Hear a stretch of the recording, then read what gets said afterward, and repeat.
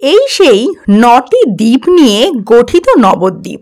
একসময় যা বাংলার অক্সফোর্ড নামেও খ্যাত ছিল। এই নবদ্বীপ কখনো শাক্তদের সাধনাস্থল, আবার কখনো বা শৈবদের পীঠস্থান, আবার কখনো বৈষ্ণবদের পুণ্যক্ষেত্র। তাই শীত শেষ হওয়ার আগেই ভাগীরথীর তীরস্থ সুপ্রাচীন ঐতিহ্যশালী শহর নবদ্বীপে আজ ভার্চুয়ালি তোমাদের সাথে নিয়ে চলে এসেছি। নদিয়া জেলার নবদ্বীপে আজকের আমাদের এই ভিডিওর মাধ্যমে তোমরা দেখতে পাবে শ্রী চৈতন্য মহাপ্রভুর জন্মস্থান, সোনার গৌরাঙ্গ, পোড়ামাতলার বহু প্রাচীন ইতিহাস এবং আরও অনেক কিছু। তার সাথে জানতে পারবে এখানে আসবে কিভাবে, থাকবে কোথায়, খরচ কত, যাবতীয় খুঁটিনাটি তথ্য। তাহলে আমার সাথে তোমরা সকলেই ভার্চুয়ালি এই ভিডিওর মাধ্যমে প্রেমের সাগরে ভাসতে প্রস্তুত তো? কথা দিলাম ভিডিওর শেষে তোমরাও এই শ্রীধামের প্রেমে পড়ে যাবে। তবে চলো দেরি না করে ভিডিওটা শুরু করা যাক তাহলে। শিয়ালদহ বা হাওড়া দুই স্টেশন দিয়েই এই শ্রীধামে পৌঁছানো যায়। তবে হাওড়ার তুলনায় শিয়ালদহে ট্রেনের সংখ্যা অনেকটাই কম। আমি ডেসক্রিপশানে বেশ কিছু ট্রেনের সময় তালিকা সহ নাম মেনশন করে দিলাম। আরেকটা ব্যাপার হলো, প্রথমে যদি নবদ্বীপ দেখতে চাও তাহলে নবদ্বীপ ধাম স্টেশনে নামবে, আর যদি প্রথমে মায়াপুর ঘুরে দেখতে চাও তাহলে বিষ্ণুপ্রিয়া হল্ট বা কৃষ্ণনগর স্টেশনেও নামতে পারো। আমরা নবদ্বীপ ধাম থেকেই শুরু করব, তাই নবদ্বীপ ধাম স্টেশনেই নামলাম।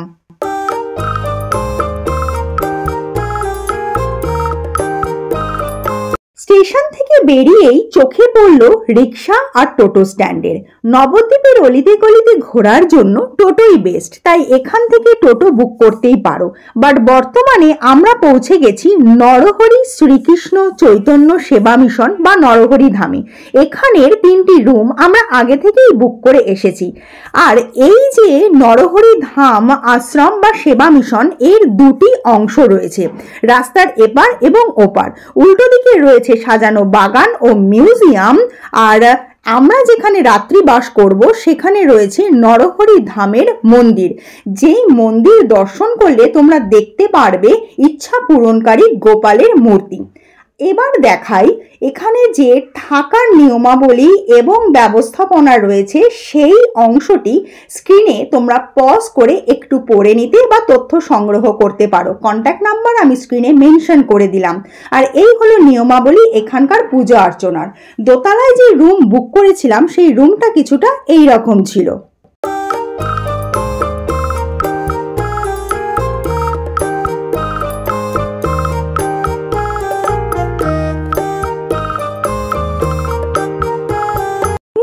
ব্যাগ রেখে স্নান করে ফ্রেশ হয়ে বেরিয়ে পড়েছি নবদ্বীপ ভ্রমণের উদ্দেশ্যে। আমরা এখনই টোটো বুক করছি না, কারণ নরহরি ধামের যে আরেকটি দিকের কথা বললাম সেখানটা আগে ঘুরে দেখব। সেখানে ঘোরার জন্য 10 টাকা করে টিকিট সংগ্রহ করতে হচ্ছে। এবং এখানের মূল আকর্ষণ কি, দাঁড়াও দেখতেই পাবে। গুহা তো, গুহার মধ্যে দিয়ে গিয়ে আলোর প্রকাশটা আসছে, বেশ দেখতে ভালো লাগছে। এখানকার মূল আকর্ষণ হলো শ্রী চৈতন্য মহাপ্রভুর 60 ফুটের মূর্তি। বিশাল এই 60 ফুট উঁচু মহাপ্রভুর মূর্তির সামনে দাঁড়িয়ে মনে এক অদ্ভুত শান্তি পাবে। আর এই নরহরি ধামের বাগানে ও মিউজিয়ামে রয়েছে বহু দেবদেবীর স্ট্যাচু। এই মূর্তিগুলোর মাধ্যমে নানান গল্পকে ফুটিয়ে তোলা হয়েছে। শুধুমাত্র এই দিকটাতে ঢোকার জন্যই কিন্তু টিকিট কাটতে হয়। এই নরহরি ধামে এসে তোমরা মহাপ্রসাদও গ্রহণ করতে পারো। সেক্ষেত্রে তোমাদের জনপ্রতি 70 টাকা করে পড়বে। বেলা 12টার পর থেকে প্রসাদ বিতরণ করা হয়।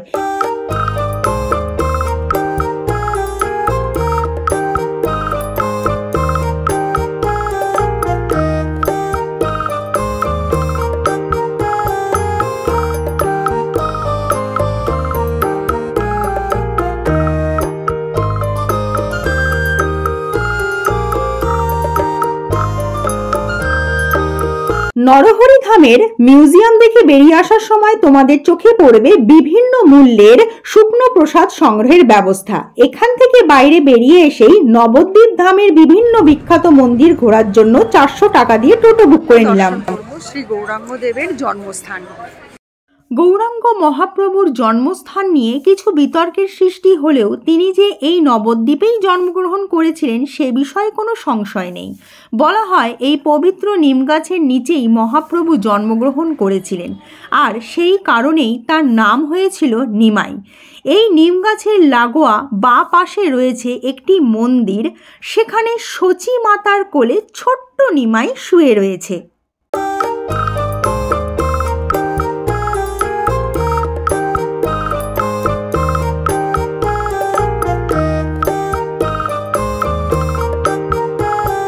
পরবর্তী গন্তব্যে যাওয়ার আগে তোমাদের একটা গল্প বলি। নবদ্বীপ তো আসলে 9টা দ্বীপের সমন্বয়। গৌরীয় পূর্ণিমায় অর্থাৎ ফাল্গুন মাসের পূর্ণিমায় মহাপ্রভুর জন্মতিথিতে এখানকার ভক্তগণ 9টা দ্বীপ পায়ে হেঁটে পরিক্রমা করেন। আর এই হলো নকল সোনার গৌরাঙ্গ মন্দির। হ্যাঁ, তোমরা ঠিকই শুনেছো, এটা নকল সোনার গৌরাঙ্গ মন্দির। আর আমাদের মতো তোমরা যদি একেবারে না জেনে যাও, তোমাদেরকেও টোটোওয়ালা দাদার কাছে এইভাবেই প্রতারিত হতে পারে।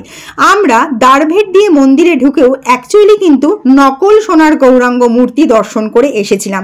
আসল মন্দির দেখতে কীরকম, মূর্তি বা কীরকম, বাইরেটা ভেতরটা সবটারই ছবি হিসাবে আমি আমার এই ভিডিওর মাধ্যমে উপস্থাপন করার চেষ্টা করলাম। তোমরা সাবধান থেকো।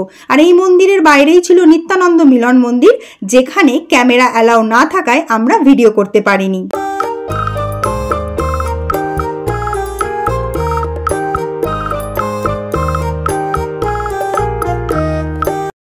এখন আমরা এসেছি নবদ্বীপের বিখ্যাত ধামেশ্বর মন্দিরে। এই মন্দিরেরও একটা অসাধারণ কাহিনী রয়েছে, যেটা জানা যায় গৌরাঙ্গ মহাপ্রভুর 2 স্ত্রী ছিলেন। প্রথমা স্ত্রী লক্ষ্মীপ্রিয়া সাপের কামড়ে মারা যান। এরপর তিনি দ্বিতীয়বার বিয়ে করেন বিষ্ণুপ্রিয়া দেবীকে। ধামেশ্বর অর্থাৎ মহাপ্রভু যখন সন্ন্যাস নিয়ে চলে যান, তার আগে চরণ পাদুকা রেখে যান, যা আজও এই ধামেশ্বর মন্দিরে রয়েছে।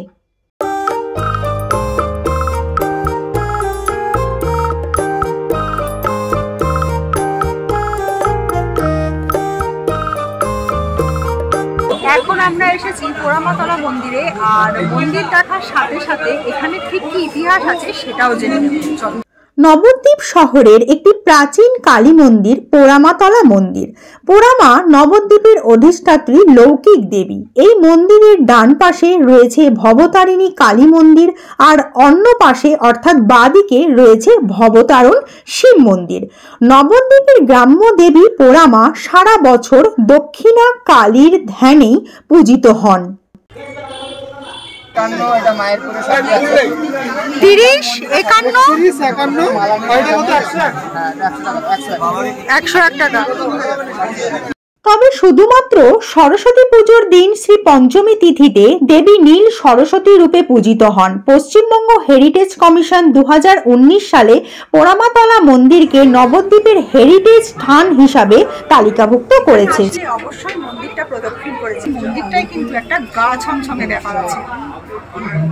পোড়ামাতলা যদি মন্দির দেখতে আসো তাহলে অবশ্যই শিব ঠাকুরের মন্দিরটা মিস করো না, কারণ ওটা একটু দূরে না, অ্যাকচুয়ালি দোকানপাটগুলো আছে তাই একটু পিছনের দিকে বলে বোঝা যাচ্ছে না। তার মা ভবতারিণীর মন্দির দর্শন করে, পোড়ামা মাঝখানে এবং শিব ঠাকুরের মন্দির তারপরে পরপর 3টে মন্দির।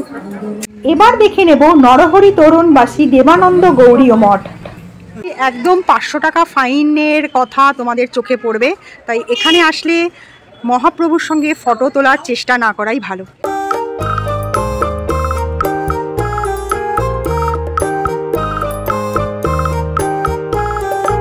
মন্দিরে মূর্তির সাথে মানে প্রভুর মূর্তির সাথে ফটো তোলা স্ট্রিক্টলি প্রহিবিটেড, তাই তোমাদেরকে আমি সেটা দর্শন করাতে পারলাম না।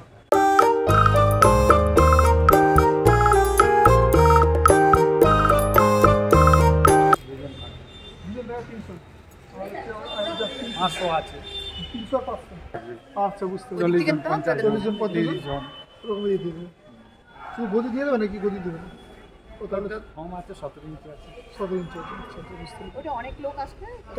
এই আশ্রমে এসে আমাদের এত ভালো লেগেছে যে এখানের এই এত বিশাল একটা থাকার ব্যবস্থা, যে আমরা মহারাজজির সাথে কথাবার্তা বলে আমাদেরকে অলরেডি একটা রুমের চাবি দিয়েছে, যে রুমগুলো কীরকম, এখানের ব্যবস্থা কীরকম সেটা দেখার জন্য। এটা হলো 300 টাকার রুম।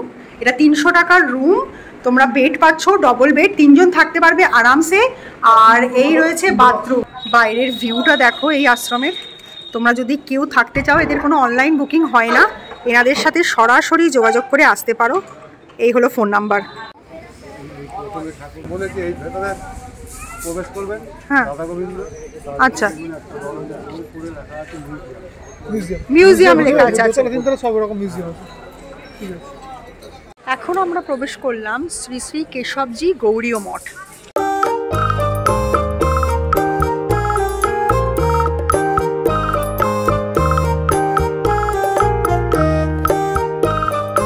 নবদ্বীপ ধামের ভ্রমণে আসলে কিন্তু শ্রী শ্রী গৌড়ীয় মঠকে তালিকায় রাখতেই হবে। আর হ্যাঁ, নিচে মন্দির দর্শন হয়ে গেলে 5 টাকা করে টিকিট লাগবে দোতলায় এই মিউজিয়াম দর্শনের জন্য।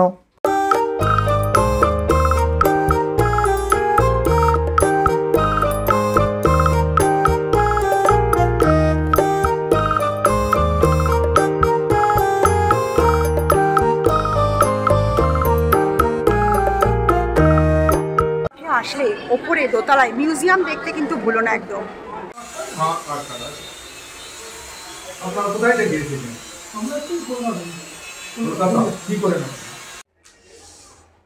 মহারাজজির সঙ্গে কথা বলে জানতে পারলাম এই শ্রী শ্রী কেশবজি গৌড়ীয় মঠেও কিন্তু রাত্রিবাসের ব্যবস্থা রয়েছে। উনি আমাদেরকে এই কার্ড দিলেন এবং নাম্বারটা আমি স্ক্রিনে মেনশন করে দিলাম।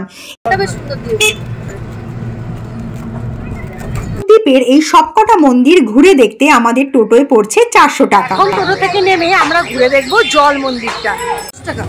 10 টাকা করে খাবে তো হরিণ? এসে দেবো, তাহলে নিয়ে গেলাম।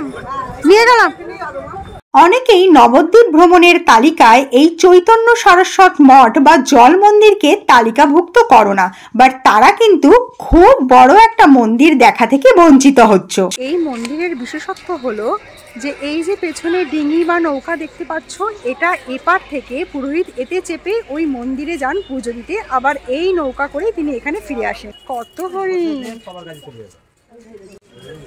দাও দাও বাবা, ওরা দেখো কত কাছে চলে এসেছে।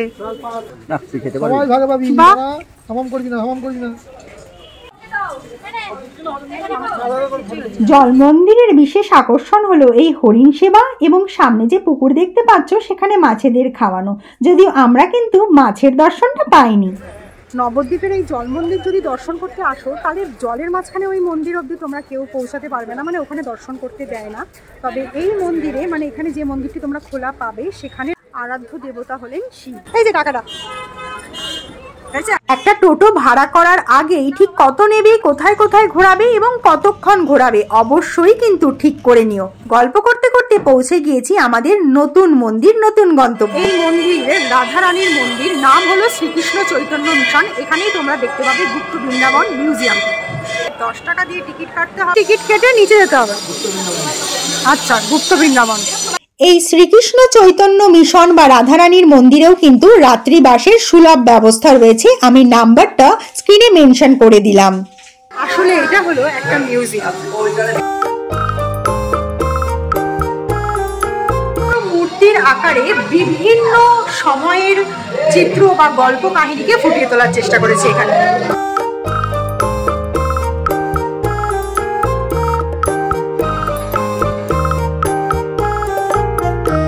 নবদ্বীপ ধামের মন্দির ভ্রমণ শেষ করে আমরা ফিরে এসেছি নরহরি ধামে। সংগ্রহ করব দুপুরে প্রসাদ গ্রহণের কুপনটি। যেহেতু আমরা নরহরি ধামে স্টে করেছি, তাই এখানকার আশ্রমের প্রসাদই আমরা গ্রহণ করবো। আমরা দোতলায় আছি, এখন যাবো নিচতলায়, কারণ প্রসাদ গ্রহণের জায়গা ওখানে হলেও কিন্তু এখানে রুমগুলো খুবই ভালো এবং ব্যবস্থাও খুব ভালো। দোতলা থেকে নেমে এই দরজা খুলে সামনের এই ঘরেই প্রসাদ বিতরণ হয়। মন্দিরই মোটামুটি 11:30 থেকে 12টার মধ্যে বন্ধ হয়ে যায়। তারপরে এখানে ভোগ বিতরণ হয়, সব মন্দিরেই ভোগ বিতরণ হয়। তুমি যে মন্দিরে খেতে চাও খেতে পারো, কিন্তু সেখানকার কুপনটা অবশ্যই আগে থেকে সংগ্রহ করে নিও। তুমি যদি মনে করো সবকটা ঘোরার পরে আমি ভোগের জন্য মানে আয়োজন করব, তা কিন্তু পসিবল হবে না। এখানে ভাত খাওয়ার হোটেলের ব্যবস্থাও সেরকম একটা নেই। হ্যাঁ, যেহেতু সবাই হচ্ছে এখানে ওই মানে তীর্থস্থানে এসে ওই ওখানেরই ভোগ খায়, প্রসাদটাই গ্রহণ করে, সেহেতু তোমাকে কোনো একটা আশ্রমের বা গৌড়ীয় মঠের কিন্তু কুপন সংগ্রহ করে নিতে হবে। এই হলো নরহরি ধামে আজকে প্রসাদ গ্রহণের কুপন। ঘাবড়িও না, শুধু নিচে বসে নয়, হাঁটু ব্যথা থাকলে চেয়ার টেবিলের ব্যবস্থাও রয়েছে। 3 রকম তরকারি সহযোগে চাটনি দিয়ে আজকে দুপুরের প্রসাদ গ্রহণ কমপ্লিট করে একটু রেস্ট নিয়ে বেরিয়ে পড়েছি আমরা বড়ালঘাটের উদ্দেশ্যে। যারা মায়াপুর হয়ে ফেরি পার করে নবদ্বীপ ঘুরতে আসবে তারা বড়ালঘাট থেকেই টোটো বুক করে নিতে পারো নবদ্বীপের মন্দিরগুলি ঘুরে দেখার জন্য। আর বড়ালঘাটে এলে মিষ্টান্ন ভবনের ফেমাস লাল দই খেতে ভুলো না কিন্তু। তাছাড়া রাধা বাজারের পাঁচুর দোকানের দইও কিন্তু বেশ জনপ্রিয়। চলো আমি একটু টেস্ট করে তোমাদেরকে একবার বলি যে কিরকম হয়েছে। যাক, দইটা ছিল অসাধারণ খেতে। এবার আমরা মায়াপুর যাওয়ার জন্য 5 টাকা দিয়ে নৌকার টিকিট কেটে নিলাম। তোমরা চাইলে লঞ্চে করেও নদী পারাপার করতে পারো। ঘাটে নেমে তোমরা নৌকা লঞ্চ করতে পারো। নৌকার ভাড়া পড়বে 5 টাকা, আর যদি লঞ্চে যাও তাহলে ভাড়া পড়বে 10 টাকা।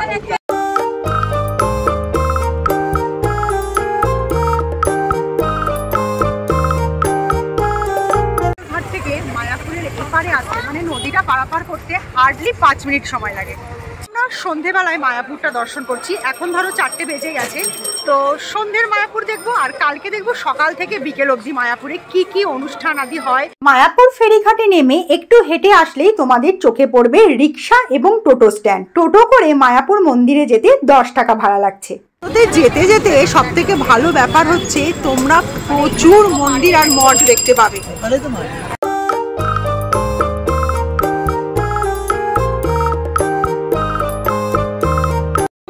আমরা শ্রীধামের সবচেয়ে বড় জনপ্রিয় এবং বিখ্যাত মন্দির ইসকন মায়াপুরের মন্দির। ভার্চুয়ালি আমার সাথে তোমরাও এখন দর্শন করছো চন্দ্রদয়া মন্দির, যা জগৎ বিখ্যাত। এখনো কিন্তু নতুন মন্দিরের কাজ অনেকটা বাকি।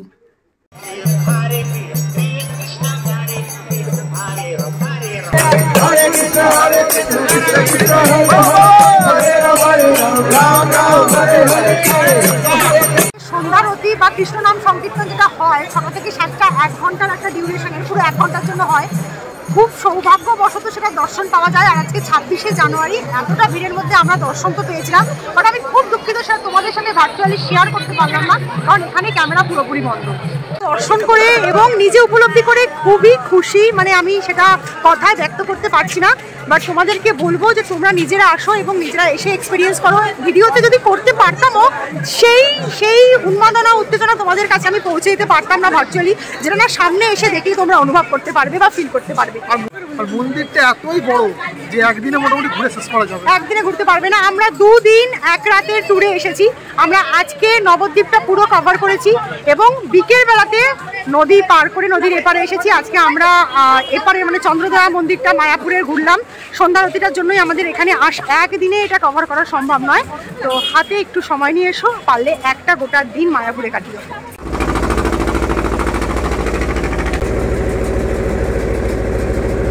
শিয়ালদা থেকে এবং হাওড়া স্টেশন থেকে কি করে তোমরা নবদ্বীপে খুব সহজে আসতে পারো, ট্রেনের ভাড়া কত, কি ট্রেন ঠিক আসে, কোথা থেকে কি ট্রেন অ্যাভেলেবেল আছে, সবটাই আমি এই ভিডিওতে, এই নবদ্বীপ ধামের ভিডিওতে তোমাদের সঙ্গে শেয়ার করার চেষ্টা করেছি। আর যে মঠগুলোর তথ্য তোমরা অনলাইনেও অনলাইনে বুকিং করার কোনো সিস্টেম নেই, সেগুলোও আমি আমার এই ভিডিওতে শেয়ার করার চেষ্টা করেছি যতটা আমার পক্ষে সম্ভব হয়েছে। বাট যদি আমি কালকে আমরা যাত্রা করব মায়াপুরে, সেখানের ভিডিওটা এখানে অ্যাড করি তো ভিডিওটা অনেক বেশি লেন্দি হয়ে যাবে। সে কারণে নবদ্বীপ ধামের ভিডিওটা এখানেই শেষ করছি। তোমাদের সঙ্গে দেখা হচ্ছে আবার পরের দিনের ভিডিওতে। তো দেখা হচ্ছে মায়াপুরে। আমাদের আজকের এই উপস্থাপনা তোমাদের ভালো লাগলে ভিডিওটা লাইক এবং চ্যানেলটা সাবস্ক্রাইব করে পাশে থাকার অনুরোধ রইল।